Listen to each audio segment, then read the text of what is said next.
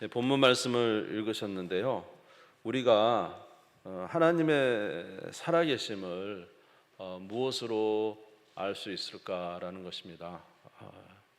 첫 번째로는 자연 만물을 통해서 하나님의 살아계심을 알 수가 있습니다. 오늘 14장 14절에서 18절을 14장 14절에서 18절을 한번 보시면은 이제 사도 바울이 이제 루스드라에서 복음을 전하는데 거기에 나면서부터 걷지 못한 사람이 있었어요. 그래서 나면서부터 걷지 못한 사람을 보니까 이 사람이 딱 믿음이 있는 거예요. 눈에 말씀을 전하다 보니까. 그래서 사도 바울이 이제 큰 소리로 일어나 걸으라 이렇게 이제 14장 10절에 보면 나와 있는데 이 말을 한 거예요. 그러니까 이 사람이 나면서 못 걷는 사람이 자리에서 일어나 걸어버린 것입니다. 그래서 이것을 보고는 그 동네 사람들이 함께 간 바나바는 제우스라 그러고 그 다음 바울은 말을 하는 자이므로 헤르메스라 하면서 이제 신이 내려왔다 그러면서 이제 소를 끌고 왔어요. 화환을 들고 소를 끌고 와서 제우스에게 제사 드리듯이 이제 바울과 바나바에게 제사하려고 온 거예요. 그러니까 바울과 바나바가 아니다는 거죠. 우리도 당신과 같은 사람입니다. 그렇지만은 하나님께서 우리에게 하나님의 살아계심을 나타내 주셨는데 그것이 바로 이 만물을 하나님께서 우리에게 보여주시고 또 이런 선한 결실기들을 통해서 알게 해주셨습니다. 이렇게 말을 합니다. 자, 14장 14절에 18절 한번 볼까요? 같이 한번 읽겠습니다. 시작. 두 사도 바나바와 바울이 듣고 옷을 찢고 무리 가운데 뛰어들어가서 소리질러 이르되 여러분이여 어찌하여 이러한 일을 하느냐 우리도 여러분과 같은 성정을 가진 사람이라 여러분에게 복음을 전하는 것은 이런 헛된 일을 버리고 천지와 바다와 그 가운데 만물을 지으시고 살아계신 하나님께로 돌아오게 함이라. 하나님이 지나간 세대에는 모든 민족으로 자기들의 길을 가게 방임하셨거니와 그러나 자기를 증언하지 아니하신 것이 아니니 곧 여러분에게 하늘로부터 비를 내리시며 결실기를 주시는 선한 일을 하사 음식과 기쁨으로 여러분의 마음에 만족하게 하셨느니라. 우리 구역 식구 중에 이제 구역 이야기를 하다 보니까 농사 짓는 분은 하나님을 믿을 수밖에 없다. 왜 그러냐?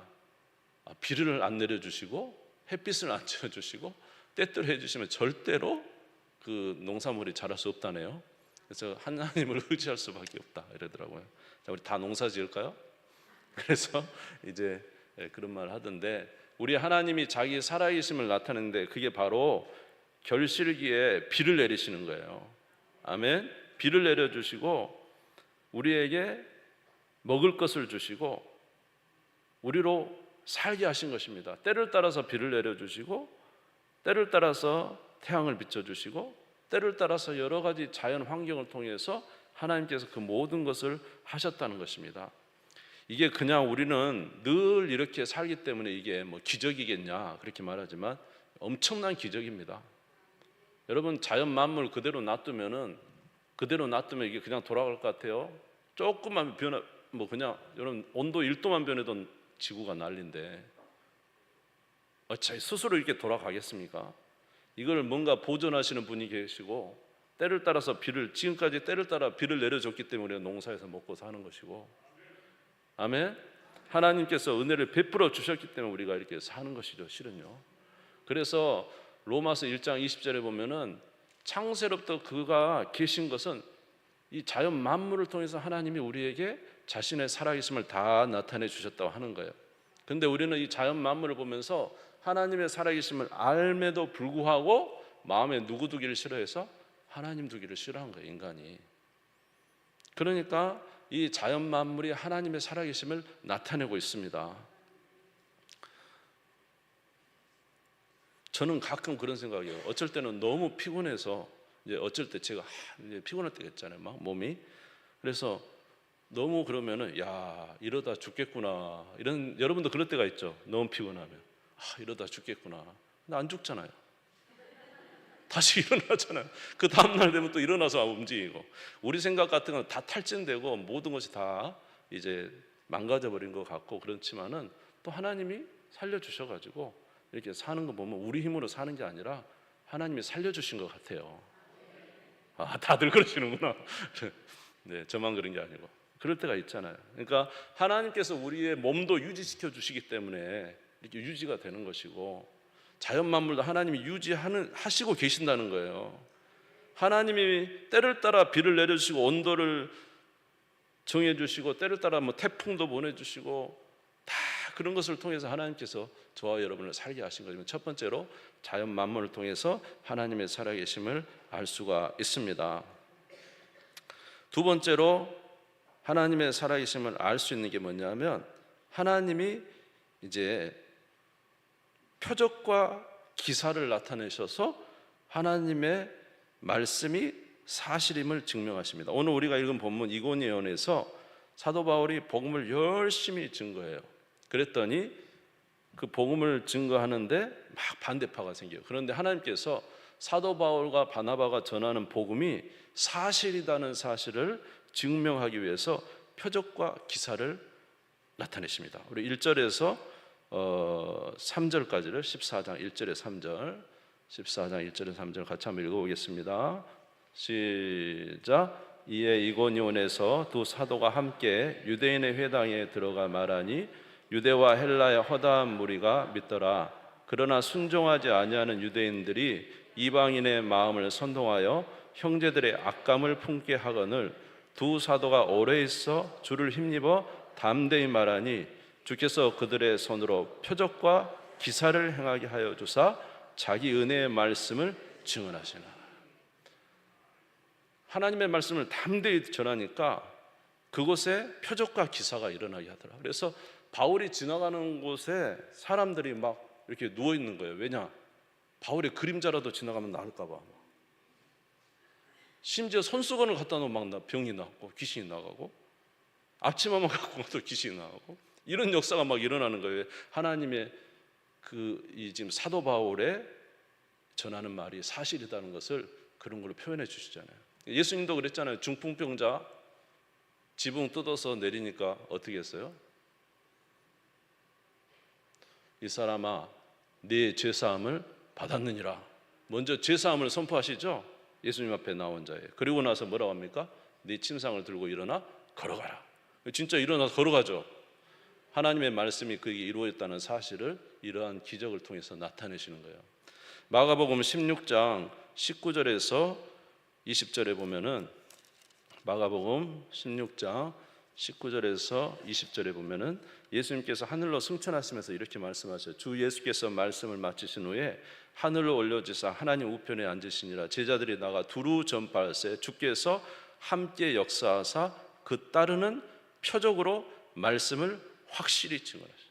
따르는 표적으로 하나님의 말씀을 확실히 증거하시니라. 이번에 새벽에 보니까 사도 바울이 드로아에서 이제 하룻밤, 이제 내일은 출발해야 돼요. 그러니까 드로아에서 떡을 떼고는, 밤에 떡을 떼고는 말씀을 증거하고 막 강론하고 서로 대화를 나누다 보니까 시간 가는 줄 모르는데 계속 하다 보니까 이제 새벽 날이 셀 때까지 말씀을 증거하는데, 유두고가 그 3층에 딱 앉아서 바울의 말을 듣다가 졸았어요. 졸지 마세요. 졸았어요. 지금 뭐 끄떡끄떡 하신 분이 졸았어요. 그러다 떨어졌잖아요. 그렇죠? 죽었잖아요. 졸다가 죽었어요. 어르신들 눈이 땡그레지잖아요. 그랬는데 어떻게 해요? 바울이 가서 딱 안고, 떨어진 유두고를 안고, 조용히 해라. 그에게 아직 생명이 있다. 죽었는데 말입니다. 그리고는 이제 새벽까지 강론하고 딱 떠났는데 아침에 가서 보니까 유두고가 살아났어. 그러니까 유두고가 살아난 것도 놀라우지만 더 중요한 건 뭐냐면 바울이 전한 말씀이 사실이라는 반증을 유두고를 살려서 이렇게 하신 거죠. 할렐루야. 여러분이 하나님 말씀대로 한번 살아보세요. 베드로에게 깊은 곳에 가서 그물을 던져라. 순종했잖아요. 어떻게 했어요? 순종하니까 하나님을 만나죠. 엄청난 고기를 잡으면서 베드로가 느낀 게 뭐예요? 아, 이분이 진짜 하나님이시구나. 진짜 하나님 보내신 자구나. 여러분, 말씀에 순종하면 기적이 일어나게 될 줄 믿습니다. 예? 그래서 그 따르는 표적으로 엄청나게 증거를 하신다는 거죠. 세 번째로는 우리 하나님의 살아계심을 무엇을 통해서 알 수 있냐? 오늘 오전에 말씀드린 것처럼 우리 하나님은 예언하시는 하나님이다. 미리 말씀하시는 하나님이다. 그래서 이사야서에 보니까 이사야서에서 하나님이 이사야를 통해서 말씀하시는데, 야, 이 세상에 신이 어디냐? 이 세상에 신이 어디냐? 그 우상들이 진짜 참신이냐? 그러면 말을 하게 해라. 나처럼 예전에 말했던 것, 앞으로 내가 말한 것이 성취되는가 안 성취되는가 한번 그것을 그 우상이 하게 해봐라. 여러분, 세상에 우상들이 무슨 말을 합니까? 그러나 우리 하나님은, 우리 주님은 아예 성경을 기록해 놓고 말을 하시잖아요. 정확하게. 그냥 대충이 아니고 이렇게 하겠다 약속하시잖아요. 그 느부갓네살이 그 신상 꿈을 꾸잖아요. 금, 은, 그건 뭐예요? 동이에요? 뭐 흙 이렇게 돼 있잖아요. 그게 다 철. 이게 다 그때 당시 일어날 그 왕들, 바벨론, 헬라, 페르시아, 그 다음에 헬라, 로마 시대를 그대로 나타낸 거예요. 그 신상이. 그런데 큰 돌이 와서 그 신상을 탁 때리니까 다 가루가 되어 흩어져 날아가 버렸죠. 이 돌이 누구예요? 권사님들 말해봐. 그 돌이 뭐예요? 예수님이잖아요. 아무리 바벨론, 페르시아, 헬라, 로마 뭐 이런 세계 역사의 강대국이 일어날 것을 미리 다 예언하잖아요. 역사의 강대국. 이 바벨론 시대에, 느부갓네살 시대에 앞으로 일어날, 역사에 일어날 큰 대국에 대해서 다니엘을 통해서 느부갓네살 꿈을 해석함으로 하나님이 역사될 것을 다 알려주신 거예요. 이해가 되시죠? 그래서 이 로마 시대는 흙과 철로 나누는 이런, 로마가 이제 나눠질 것에 대해서 말들 하고요. 그런데 갑자기 돌이 나타나서, 뜨인 돌이 나타나서 치니까 다 가루가 되고, 그 나라들은 다 없어지지만 누구의 나라? 예수 그리스도의 나라는 영원하다. 그런데 지금 그대로 됐잖아요. 그래요, 안 그래요? 그러니까 예언하신 하나님의, 저는 성경을 보면서 놀라운 것은 예언한 대로 되는 거예요. 어떤 사람, 여호수아가 저주를 합니다. 여리고성을 이제 돌고 나서 무너진 여리고성에 저주를 해요. 만약에 누구가 다시 여리고성을 세운다고 하면 세울 때 그 맏아들이 죽고 문을 달 때 막내 아들이 죽을 것이다. 성경에 보니까 진짜로 나중에 여리고에서 어떤 철없는 사람이 그 일을 하다가 자녀가 다 죽어요. 우리 하나님의 살아계심은 무엇이냐? 예언하시는 하나님이시고 성취하시는 하나님이십니다. 저와 여러분의 삶도 그렇지 않습니까? 사도 바울이 예루살렘을 떠나 이제 배를 타고 알렉산드리아호를 타고 이제 갑니다. 유라굴로 태풍이 확 불어옵니다. 2주간 식음을 전폐하고 죽음에 처해 있습니다. 바울이 이제 죽었구나. 뭐 음식도 다 던지고 기구도 다 던지고 이제 딸랑 태풍과 이 배 하나만 남았잖아요. 이제는 죽었구나. 그런데 그렇게 거기서 하나님께 기도하는데 갑자기 생각난 게 있어요. 갑자기 생각난 게. 이게 뭐냐면, 바울아, 너는 예루살렘이 아니라 어디에서도 복음을 전할 것이다. 로마에서도 복음을 전해야 한다. 이 말씀이 딱 생각난 거예요. 로마에서도 복음을 전해야 된다. 그러니까 바울이 그것이 딱 생각나자 무슨 생각을 했어요? 나 안 죽겠구나. 왜냐하면 하나님이 나를 로마에 가서 복음을 전한다고 했으니까 지금 가는 길이 어디냐? 로마 가는 길이거든요, 실은요. 안 죽겠구나. 딱 생각났어요. 여러분, 저와 여러분도 마찬가지예요. 여러 가지 걱정과 염려와 모든 게 다 있지만은 하나님의 말씀이 딱 생각나면 그걸로 즉시로 해결될 때가 있어요. 우리 마음 문제. 여러분도 그럴 때가 있죠? 하나님은 예언하시는 하나님이시고 이루시는 하나님이십니다. 세 번째로는 하나님은 기도에 응답하심으로 하나님의 살아계심을 나타내십니다. 기도하는 자에게 응답하셔서. 제가 어젯밤인가? 그젯밤인가 같네요. 이제 우연히 스마트폰을 이렇게 보다가 손현보 목사님, 세계로교회 아세요? 손현보 목사님 간증을 들었는데 1시간 반을 간증하는데 시간 가는 줄 모르고 들었어요. 야, 그분 참 너무너무 가난하게 살았대요. 그분 지금은 너무 모습이 좋은데 그 과거의 인생이 참 비참해서 이제 어머니가 두 번째 어머니로서 누구도 알아주지 않고 자기의 슬픔을 누구도 이해하지 못하는 그런 상황 속에서 아무도 자기를 도와주지 않아요. 너무너무 찌질이 가난해가지고 그래가지고는 온 몸이 이제 더럽고 참 사람 보기에 별로 이렇게 좋지 않아서 옛날에는 이렇게 국민학교 때 남학생 여학생 짝져가지고 이렇게 앉잖아요. 그렇지 앉잖아요. 그러면 이 손현보 목사님이 딱 앉으면 여학생이 딱 앉으면 바로 운답니다. 그리고 울어가서 담임선생님이 쫓아가가지고 나 바꿔주라고 이렇게 물었대. 그렇게 자기가 비참한데 그래서 또 바꿔주면 또 온 사람이 또 그 여자애가 또 운대요. 그러면서 참 그렇게 너무너무 이제 자기 인생이 비참하고 아무도 자기가 힘들어도 말에 자기를 위해 준 사람이 단 한 명도 없고 너무너무 찌질이 가난해서 정말로 자기가 정말 가난하게 그렇게 살았다 이렇게 말을 해요. 그런데 하루는 이제 친구가 자기도 이제 교회 가자, 아주 시골 교회인데 한 20명 정도 모이는 교회인데 가자는 거예요. 그리고는 이제 거기서 갔다가 그냥 이제 그런 마음이 돼. 많이 시간 지났어요. 다 할 수 없으니까 하나님께 이제 기도했대. 자기도 모르지만 하나님 나 새벽 기도 가고 싶으니까 시간 되면 저를 깨워주세요. 그래서 새벽 이제 잠을 자는데 갑자기 딱 일어났는데 자기가 일어났대요. 일어나서 보니까 자기가 누워 있더래. 그런데 어떤 하얀 사람이 와갖고 그 누워 있는 자기를 야 새벽 예배 가야지 일어나 딱 깨우더래요. 그러니까 자기가 탁 깼는데 그때 자기가 일어난 거예요.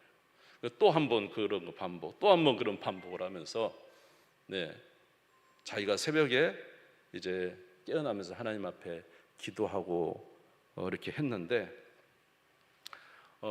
자기가 어느 날 새벽 예배 가려고 이제 하나님께 또 기도했대요. 기도하면 하나님 저를 좀 새벽에 좀 깨워주세요. 그러니까 그렇게 된 이유가 뭐냐면 부흥회를 갔는데 목사님 그랬대요. 하루에 2시간만 기도하면 하나님이 구하는 대로 다 응답해 주신다. 하루에 2시간만. 왜냐하면 찌질이 먹을 게 없고 너무 가난하니까 그것 때문에 새벽에 그렇게 하려고 이제 그렇게 했었는데 하루는 이제 또 기도하고 잤는데 아침에 자기가 딱 일어나서 자기가 누워 있어. 뭐 환상처럼 그런 건가 보죠. 또 하얀 사람하고 툭 치면서 야 현부야 일어나 기도하러 가야지. 그러면서 탁 일어나면 또 자기가 딱 일어나 있고 이런 하면서 하나님이 깨워줄 거라고 그러고는 가서 자기 겉옷을 탁 잡으려고 하는데 눈물이 속에서 팍 터졌다. 얼마나 목소리를 크게 울어버렸는가. 그거 그냥 새벽 예배 가다가 그냥 울었다는 거예요. 막 터졌다는 거예요. 그래가지고 어머니가 막 가족이 전부 다 깜짝 놀래갖고 나 새벽 예배 간다고 울면서 가는데 얼마나 목소리를 크게 울면서 갔는지 새벽에 자기가 교회 가는 길에 자기가 소리 막 울고 하니까 동네에서 전부 다 불이 뻗어박박 다 켜지더라고요. 이렇게 얼마나 울었으면 여러분 다 아는 내용을 제가 하는 거 아니죠 혹시? 다행이다. 그래서 이제 그렇게 갔다. 그리고는 울기 시작하는데 학교에 갔었는데 학교에 가서도 계속 눈물이 나오는 겁니다. 선생님이 와갖고 야 너 왜 울어? 누가 때렸어? 안 때렸습니다. 너 누가 너 힘들게 하는 거야? 아닙니다. 근데 왜 울어? 모릅니다. 이놈 새끼가 왜 선생님한테 그런다면서 막 가서 또 선생님한테 그죠? 그렇게 와가지고 또 앉아 계속 우니까 선생님들이 막 그렇게 자기가 그랬다는 거예요. 그래서 하는 말이 왜 그렇게 몇 달간을 그랬는데 왜 그랬느냐? 이 세상에 단 아무도 자기를 알아주지 않아. 그 누구도 자기에 대해서 신경 쓰는 사람이 없었어. 그런데 하나님이 자기를 알고 계셔서 새벽마다 자기를 깨워주신다 이거야. 하나님이 자기를 안다 이거야. 자기를 알고 인정해주고 나를 아는 분이 계신다 이거야. 그분이 살아계신다 이 말이야. 살아계신 걸 느꼈다 이 말이야. 살아계신 걸. 그래서 자기가 인생의 최초로 사랑을 받고 자기를 알아주신 그 하나님이 계시다는 사실을 알고 그렇게 울음소리가 크게 동네방네 떠나갈 때 울고 몇 달간은 눈물을 흘렸다는 것입니다. 그분이 지금 어떤 일을 하시는지 여러분 아실 거예요. 저도 그 교회 가봤는데 공단 안에 교회가 있는데요, 도저히 성도들이 올 수 없는 교회예요. 근데 그 교회 막 미어 터지잖아요. 그래서 이제 하루는 주일학교, 그 시골 교회니까 설교를 못 하니까 목사님이 주일학교 설교를 하라 그래서 아이들 모아놓고 이제 설교를 하는데 그랬답니다. 우리 하나님은 살아계신다. 다니엘의 하나님은 사자굴에서도 건져주시고 모세는 홍해로 가르고 막 그렇게 전했는데 20명이던 아이들이 17명으로 줄어들었어요. 이렇게 목사님, 전도사님하고 학생 수가 줄었네요. 이렇게 이 말이 탁 돼가지고 이제 자기가 이제 마음을 다짐했다. 이제 안 되겠다. 우리 교회 우리 학생들 부흥시켜야지, 주일 학생들.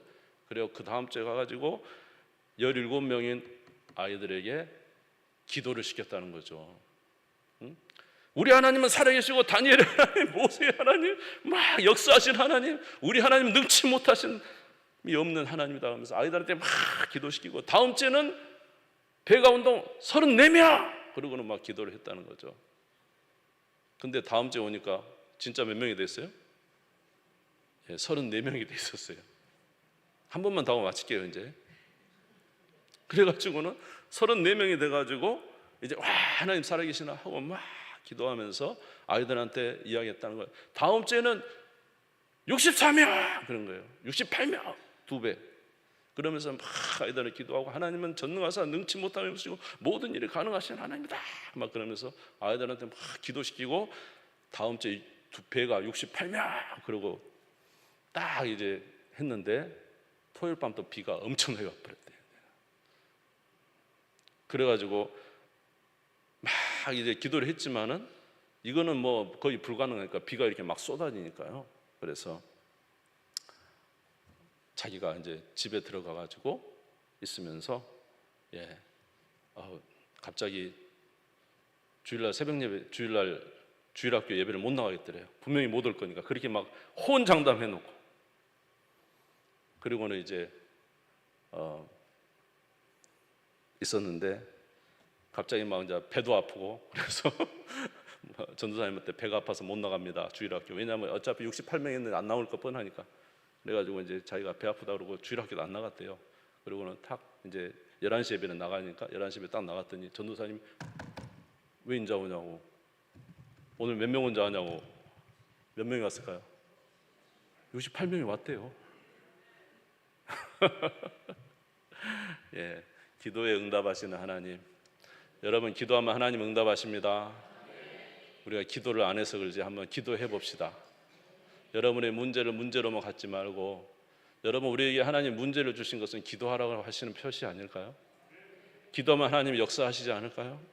주님이 역사하십니다. 그래서 우리는 이 기도를 통해서 하나님의 살아계심을 알게 됩니다. 사랑하는 성도 여러분, 우리 하나님 살아계셔요. 아멘. 오늘 뭐라 그랬어요? 그 기적과 표적으로 그 말씀이 진실함을 증거하셨다. 우리의 기도를 통해서 하나님의 살아계심을 우리에게 나타내 주신다. 오늘 우리의 모든 삶의 역사하시는 그 하나님이 우리 가운데 함께 계신다는 사실입니다. 오늘 간절히 바라는 것은 우리 제3여전도를 비롯해서 우리 모든 성도님들에게 한 가지 이제 합심해서 기도하고 싶은 내용은 그겁니다. 우리의 삶에 하나님의 살아계심을 체험하는 신앙이 되게 해 주십시오. 표적과 기사를 만나게 도와주십시오. 하나님의 살아계심을 체험하게 하셔서 기도도 더 뜨거워지게 하시고 간구하는 역사가 있게 해 주시옵소서. 우리의 삶에 하나님의 변화를 일으켜 주시옵소서. 구하는 우리 모두가 되시기를 주의 이름으로 축원합니다. 우리 주님 세움으로 한번